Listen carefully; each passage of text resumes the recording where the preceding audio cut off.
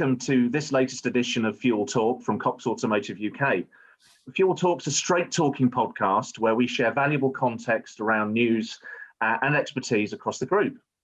I'm James Davis, and for this episode, I'm delighted to be joined by Sam Watkins, who is Commercial Director of Manheim Vehicle Services. So welcome, Sam. Hi, James. Great to see you.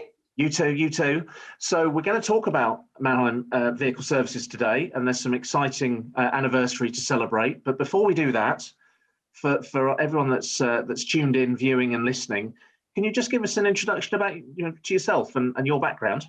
Yes, of course. So I'm Sam Watkins, now Commercial Director of Manheim Vehicle Services. I've been a part of Cox Automotive now for just over a year. As you referenced, we've just passed our anniversary on March the 5th.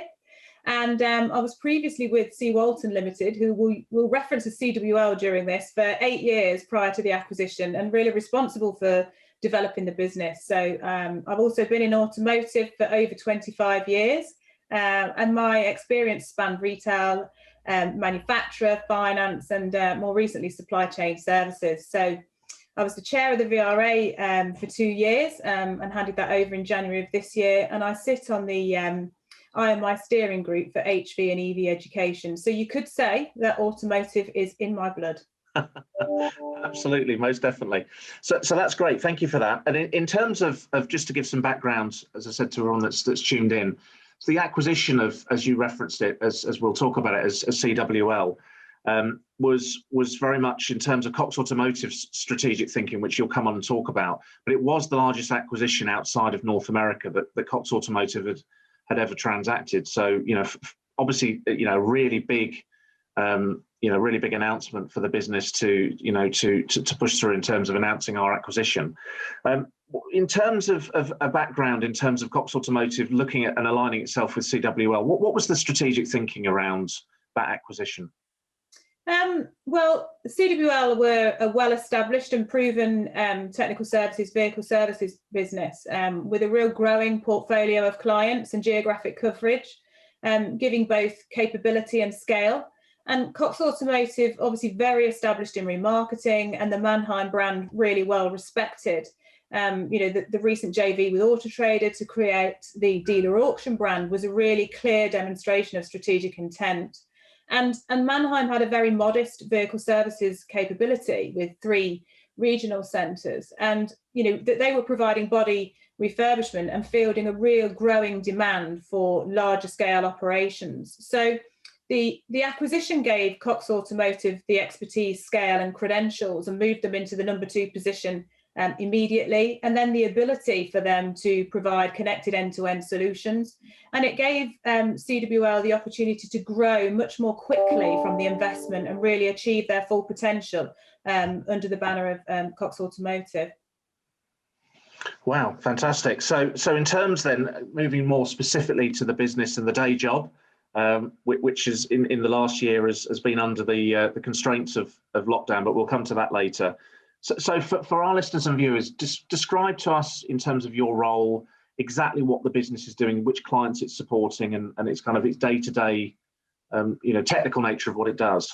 Okay, so we effectively provide the physical operations required by manufacturers, fleets, finance houses, retailers, for the operation of scalable whole life vehicle management services. And by this, I mean spanning the full spectrum. So starting from new vehicle preparation, putting the vehicle into its first life, then managing it potentially in life, especially now with mobility solutions, and then through to defleet solutions where we go through then to onward disposal.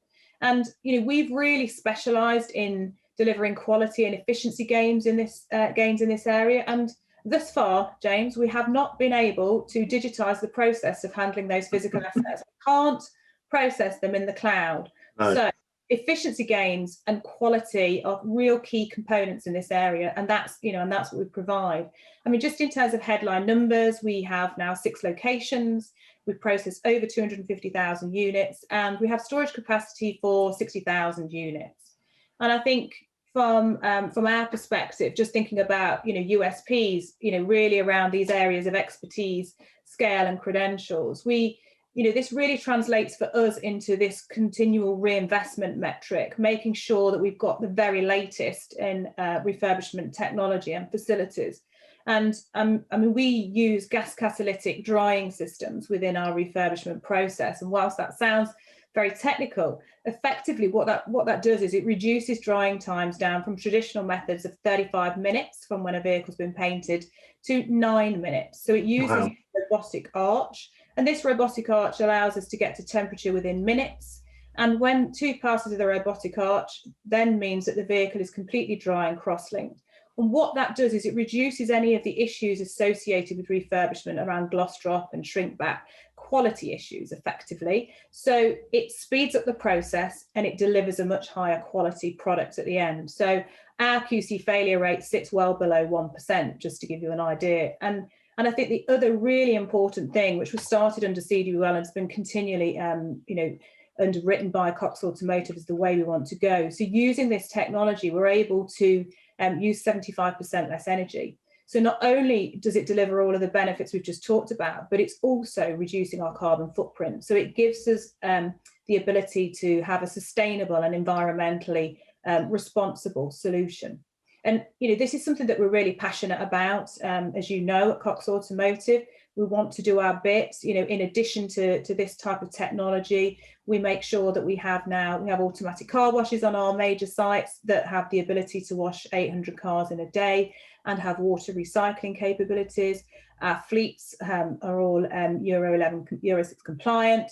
Of our 11 car transporters with idling factors so that we can turn them off again, all around reducing our carbon footprint and helping our clients also reduce theirs. So that it's been really important to us to continue to maintain that. And I think outside of that type of technology in the physical environment, the actual IT that underpins all of our solutions has been really pivotal in our growth, because it's given our clients the ability to have real-time tracking on costs and data. And by that, I mean, it really helps them understand where their costs are coming from. So it helps them make decisions about what vehicles to put on fleet, and more importantly, what not to put on fleet, to keep costs in control. And if you think about how we start to connect that type of data up with the data that we can get from our wider Cox Automotive businesses around demand, it helps to create really, really sophisticated, intelligent decision-making processes for our customers to really help them, to enable them to be really successful in this digitized automotive space.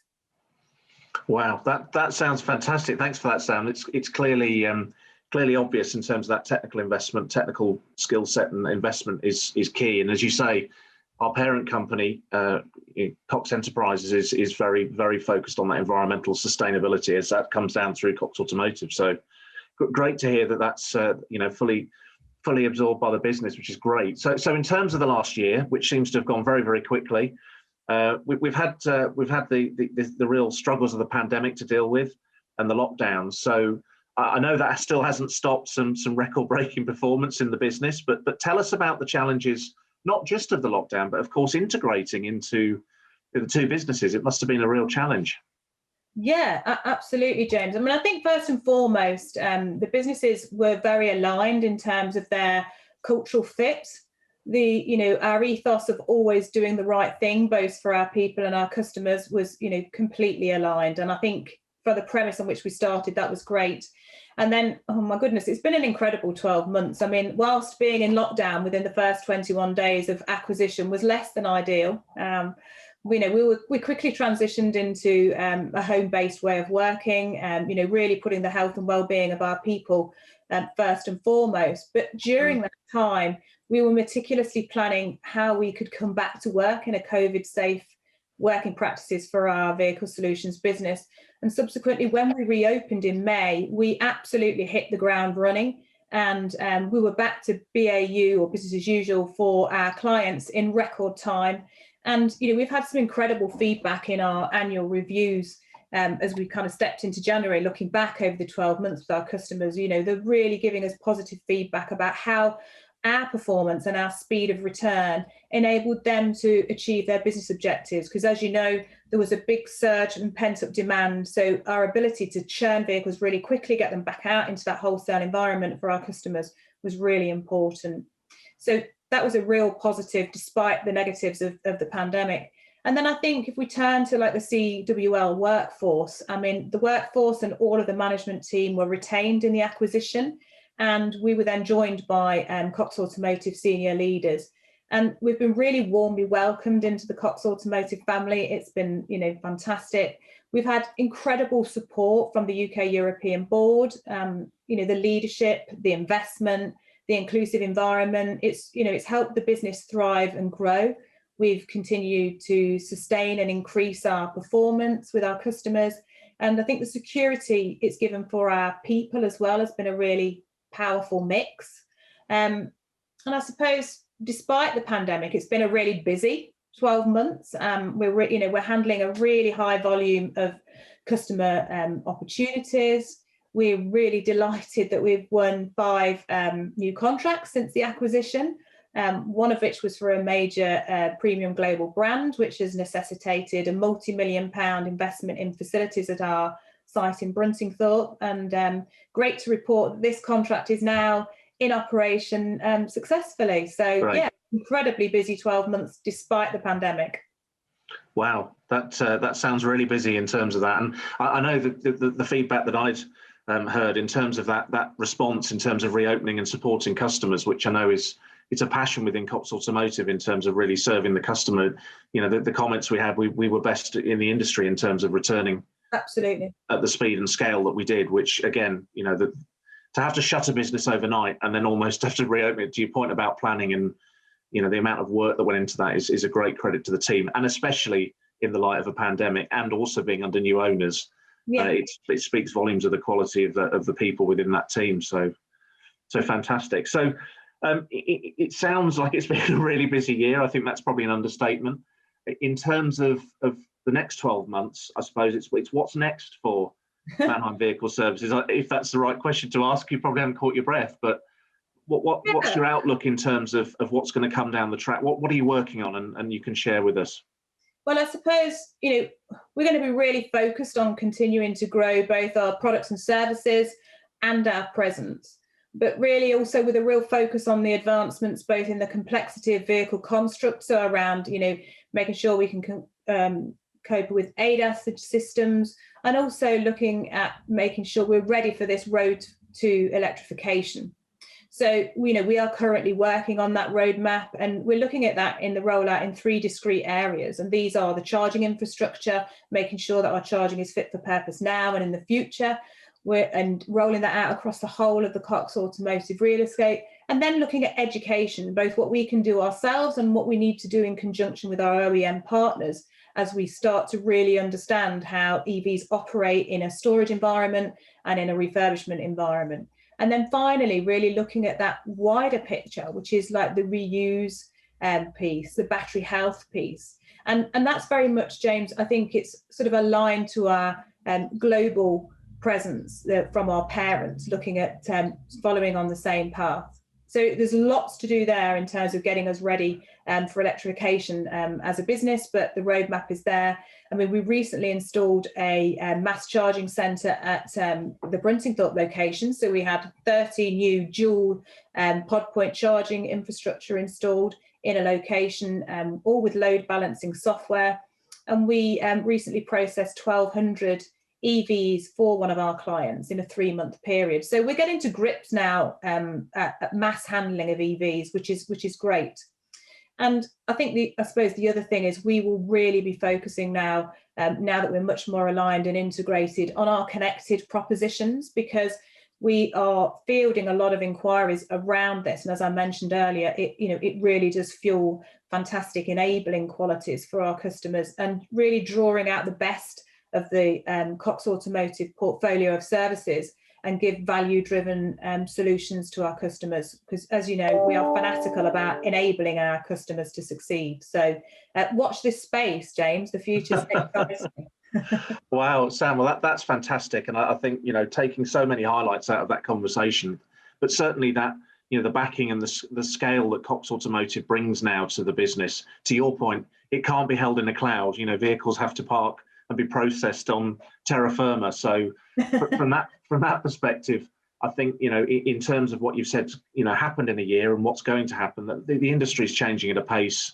I don't need to tell anybody, certainly not you, that it's changing at a pace that we've never seen in terms of that speed. So, yeah, certainly I wish you and the team well in the next 12 months. And Thank you, James. well, it sounds strange to say it after a year, but it's been a wonderful journey in terms of you joining the Cox Automotive family with the team. So well done, and as I say to the team, good luck for the next 12 months. But I know how busy you are, and sadly, these conversations can often carry on for a lot longer than the allotted time that we have. But Sam, thanks so much for your valuable time. And to our audience who are either tuned in visually or listening in to us, we hope you found this content interesting. If you did, please give it a thumbs up or a like. And then obviously, if there's anything you'd like us to focus on in the future, just drop us a message through any of the social platforms that we have through Cox Automotive UK. And I guess just to finish off, to say thank you again, Sam. Thank you for tuning into Fuel Talk, everybody, and stay safe.